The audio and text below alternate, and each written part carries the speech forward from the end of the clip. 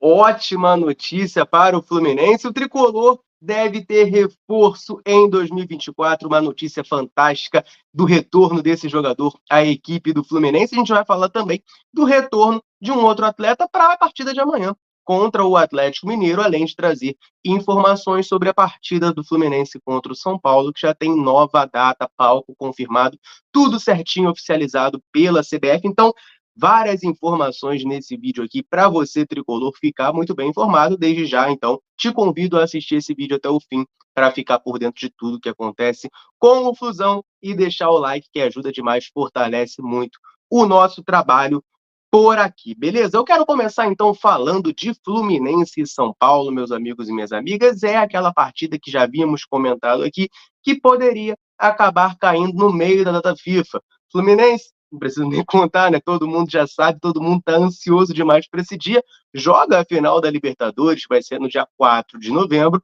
num sábado. Tem rodada do Brasileirão normalmente, mas o Fluminense, óbvio, não vai jogar essa rodada, e a partida contra o São Paulo, que estava marcada para o dia 5, teve que ser adiada e remarcada. A gente havia já falado em outros vídeos que existia a possibilidade desse jogo cair na data FIFA por conta de falta de horários e datas. A gente chegou a comentar a possibilidade, por exemplo, do Fernando Diniz acabar desfalcando o Fluminense, já que ele também é o técnico da seleção brasileira. Bem, a CBF já confirmou a data desse jogo. Esse jogo será marcado, né, será realizado no dia 22 de novembro, que é uma quarta-feira, às 9h30 da noite. Então, é uma partida fora da data FIFA. O Fernando Diniz vai poder treinar o Fluminense normalmente nesse jogo, vai poder estar à beira de campo, tá? O que vai acontecer é o seguinte: o jogo, a data FIFA, ela está marcada para ser entre o dia 13 de novembro e o dia 21. O jogo é dia 22. O Fernando Diniz deve chegar normalmente, né, se apresentar ao Fluminense e estar na beira do campo contra o São Paulo. O que pode acontecer é alguns jogadores do Flu que atuarem por suas seleções nessa data FIFA acabarem desfalcando nesse jogo. Enfim, vai depender dos minutos que eles forem utilizados, a data dos jogos das suas seleções, enfim, várias coisas, mas o jogo já está marcado, dia 22 de novembro, fora da data FIFA, um dia depois do fim. Mas vários jogos, né, pós-data FIFA esse ano foram assim também. Eu lembro contra o Atlético Mineiro, que o John Arias chegou, também tinha jogado 2 dias antes pela Colômbia, acabou ficando de fora, se não me engano, ou jogou só o segundo tempo. Agora, recentemente também, né, o John Arias tinha jogado, sei lá, na terça, na quinta, jogou contra o Corinthians.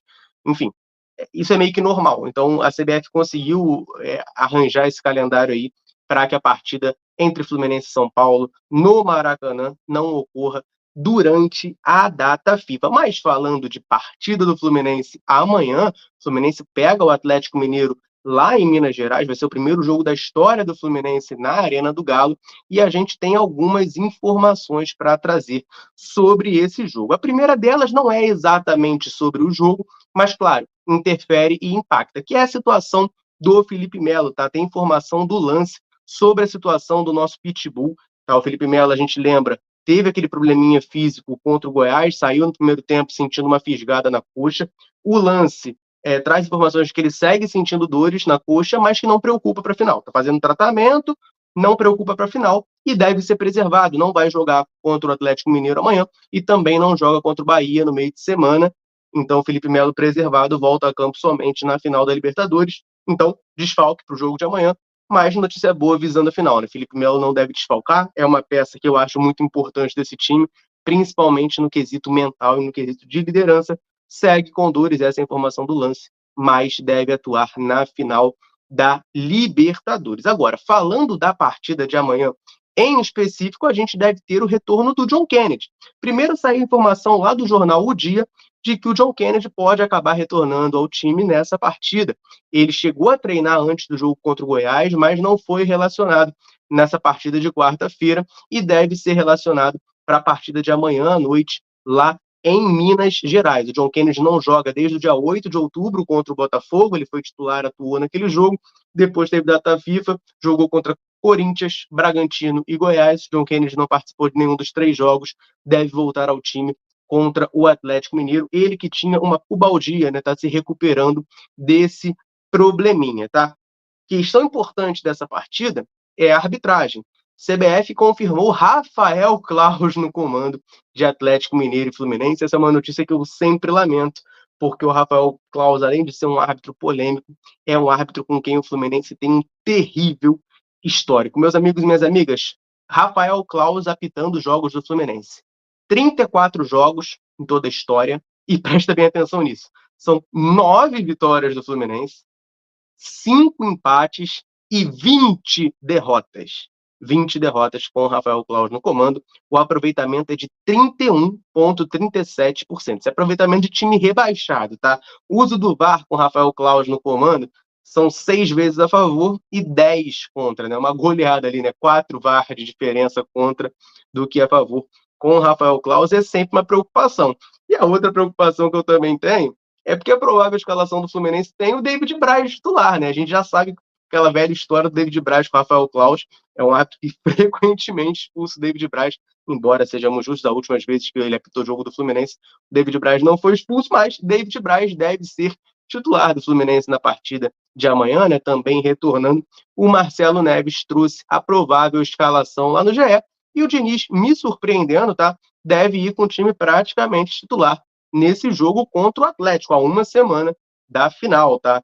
A escalação provável que o Marcelo Neves traz no GE é Fábio, Samuel Xavier ou Guga, Samuel pode acabar sendo preservado, Marlon David Braz e Diogo Barbosa, André ou Alexander, Martinelli, Daniel, Arias ou Johnny Gonzalez, Keno ou Lima e John Kennedy lá na frente, portanto, John Kennedy voltando ao time, né, como já tinha sido dito lá no Odia. É importante, Ganso e Cano suspensos, por isso que não jogam, por isso que a gente vê o Daniel aqui e o John Kennedy lá na frente, né, sem formar uma dupla de ataque com o Germancano. Nessa provável escalação do GE que o Marcelo Neves trouxe para a gente, existem alguns atletas ali que estão com a possibilidade, sim, de ser poupado, mas ele deixa claro que a tendência é de que a gente tenha, sim, um time titular nessa partida contra o Atlético. Enfim, eu entendo que o ritmo de jogo é muito importante para os atletas, mas, claro, sempre bate aquele cagaço, para falar português claro, de alguém ter algum problema físico e não conseguir atuar na final. Se Deus quiser, a gente vai conseguir vencer a partida de amanhã, todo mundo vai estar inteiro nos trinques, com a moral lá em cima,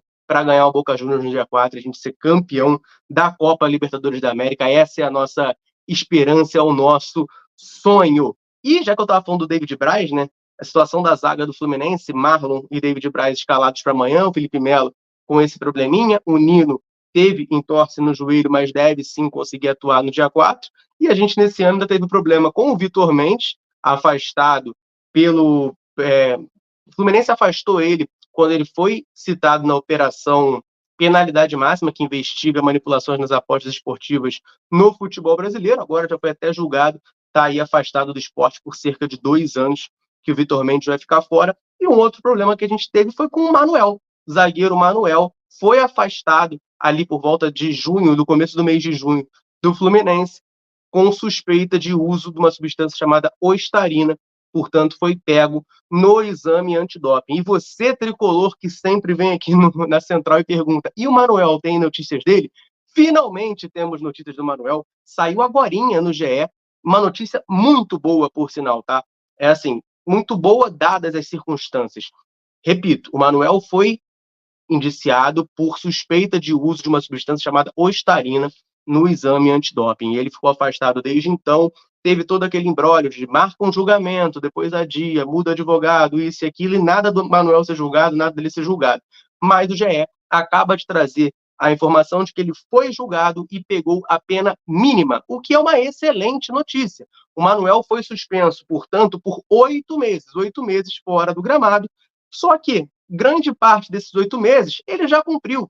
O GE traz para a gente, tá, que ele, a partir de dezembro, já pode voltar a treinar, porque o Manuel ficou afastado, inclusive, dos treinos. Ele não podia sequer treinar com o elenco do Fluminense. A partir de dezembro, ele já pode voltar a treinar e, em fevereiro, ele já pode voltar a atuar normalmente pelo Fluminense. Uma preocupação muito grande que eu tinha e falava aqui é que esses casos de doping, principalmente os dessa substância ostarina, geralmente afastava o jogador por cerca de 2 anos dos gramados. Se isso acontecesse, era praticamente uma pá de cal na carreira do Manuel, porque é um jogador já de 33 anos, um período longo de inatividade, para você voltar em alto nível, em time grande, era praticamente impossível. Mas, dos cenários aqui, né, claro, o melhor seria ser 100% absolvido, mas pegar essa pena mínima de 8 meses, já no começo do ano que vem, tá podendo jogar novamente, cara, é uma notícia fantástica para o Manuel e uma notícia muito boa para o Fluminense, que vai ter esse reforço para 2024. O Manuel é um zagueiro muito importante, tem qualidade, foi titular absoluto do Fluminense em 2022. Em 2023 estava jogando, né, teve uma lesão no começo do ano, mas vinha atuando bastante, era titular do time. O Felipe Melo tinha acabado de ganhar a posição, né? Mas enfim, ele estava ali participando bastante da rotação até ser afastado. Então, a partir de dezembro, ele já pode voltar a treinar. Não pode jogar o Mundial ainda, né? O Fluminense, se Deus quiser, vai ganhar a Libertadores, ele não vai poder jogar o Mundial ainda. Mas a partir de fevereiro, o Manuel vai poder voltar aos gramados. Excelente notícia para o Fluminense, que pode, então, né? Deve ter esse reforço importante para 2024. E bom que já tira esse ponto de interrogação, né? O Fluminense tinha dois grandes pontos de interrogação na defesa, que era o Vitor Mendes, também já foi resolvida a situação, e o Manuel. O Vitor Mendes para um lado ruim e o Manuel para esse lado positivo. Acaba com essa interrogação e até facilita o Fluminense de se planejar para a próxima temporada. Agora já sabe que pode contar com o Manuel, zagueiro que pegou a pena mínima 8 meses por doping e já pode voltar a campo no próximo mês de fevereiro de 2024, vai poder voltar a atuar pelo Fluminense. Eu considero essa notícia muito boa, dadas as circunstâncias, e claro, eu quero saber de você. Deixa um comentário aí, o que você acha da situação do Manuel? Vai ser importante para 2024? Não vai? Comenta aí, vamos trocar essa ideia, valeu? Eu vou ficando por aqui, um abraço, saudações tricolores, tamo junto!